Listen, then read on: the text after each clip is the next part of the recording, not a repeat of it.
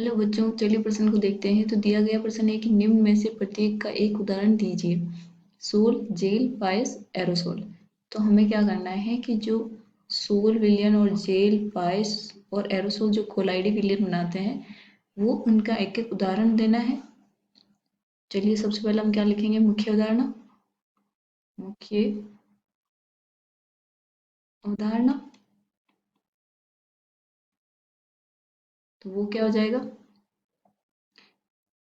Collide का वर्गीकरण। तो हम विभिन्न प्रकार से कोलाइड का वर्गीकरण करते हैं। तो पहला क्या करते हैं कि परिक्षेप प्रवस्था तथा परिक्षेपण माध्यम की जो भौतिक अवस्था है उनके आधार पर हम इसका वर्गीकरण करता है। तो उसी में जो हमारे कोलाइड के जो प्रकार बनते हैं उनमें बनता है हमारे जो ठोस सोल, सोल एरोसोल, जेल, पायस, एरोसोल और फोम। तो इतने प्रकार के कोलाइडी विलयन के प्रकार बनते हैं। इनमें हमारा क्या आता है? सोल, जेल, पायस और एरोसोल आ जाता है। तो मैं यहाँ लिख देती हूँ परिक्षेप्त प्रवस्था व परिक्षेपण माध्यम की भौतिक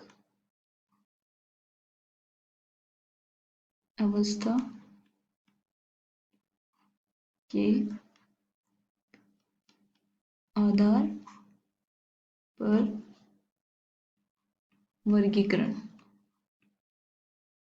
ठीक है। तो इसके उदाहरण लिखने के लिए मैं क्या करती हूँ, पहले एक सारणी बना लेती हूँ ताकि मुझे लिखने में आसानी हो। तो मैं यहाँ क्या लिखूंगी? कोलाइड के प्रकार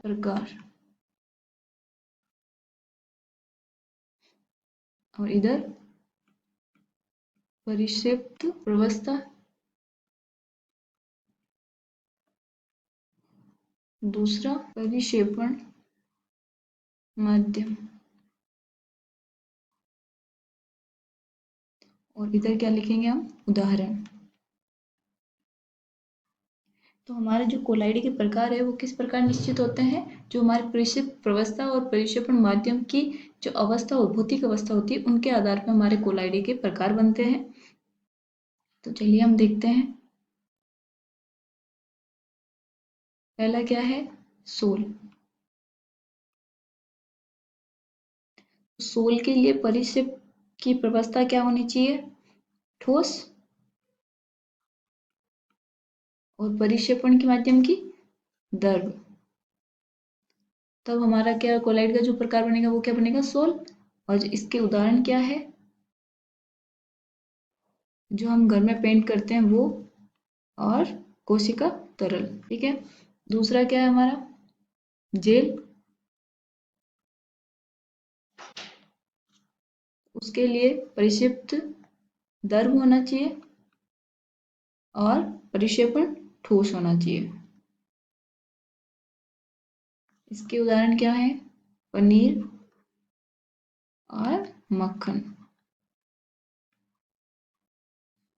तीसरा क्या है? पायस। तो इसमें जो दोनों की अवस्था क्या होगी? द्रव और द्रव। इसमें हमारा क्या आ जाएगा? दूध और हेयर क्रीम।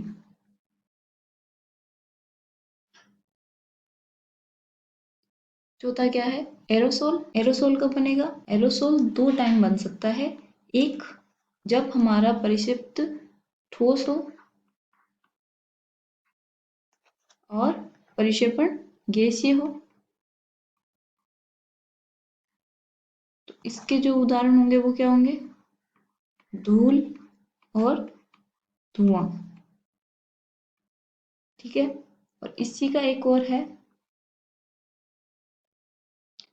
अगर हमारा परिक्षिप्त द्रव है और परिक्षेपण गैस है तो भी वो क्या बनता है? एरोसोल बनाता है। और इसके उदाहरण क्या है? ओस, कोहरा और बादल। तो ये क्या हो गया हमारे? एरोसोल। आशा करती हूँ आपको समझ में आया होगा। धन्यवाद।